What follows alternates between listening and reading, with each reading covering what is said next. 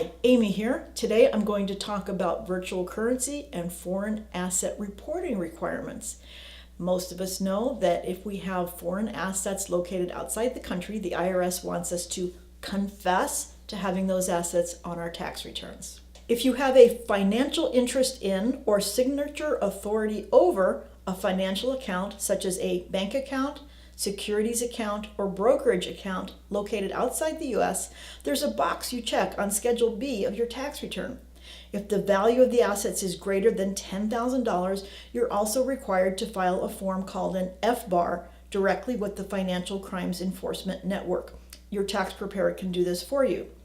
If the value of the assets is greater than $50,000, then you're supposed to file a Form 8938 with your tax return. And mind you, these numbers, the $10,000 and the $50,000, is a maximum value in any given year. So if the value is, the $10,000 or the $50,000 for like 1 minute during the calendar year, you're required to fill these forms out.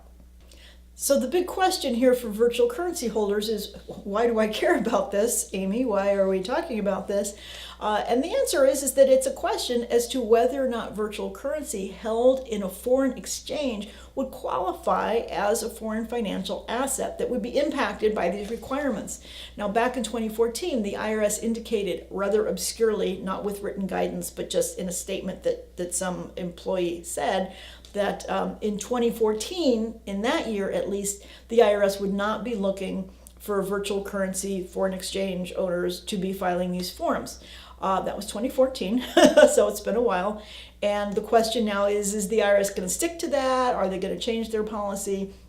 And the answer is nobody knows. So let me say, I personally am not holding virtual currency in a foreign exchange, but if I were, I would file these forms. The reason I would file the forms, just to be safe, is that the penalty for not filing, if you're supposed to file, is actually huge. It can be up to 50% of the value of that account per year. So that's for every year you didn't file the form and you were supposed to, they can actually take 50% of the balance for that year. So pretty stiff penalties. I would file the forms. Thanks. Don't forget that I have a book that can help you understand your virtual currency tax obligations. It's called Virtual Tax, the Taxation of Virtual Currency. It's available on Amazon and on Barnes & Noble. Now for the fine print, these are general tax principles. Talk to your tax preparer before applying any of these principles to your own tax return. I am not responsible for any tax return that I have not prepared. Hey, if this presentation was helpful for you, hit like.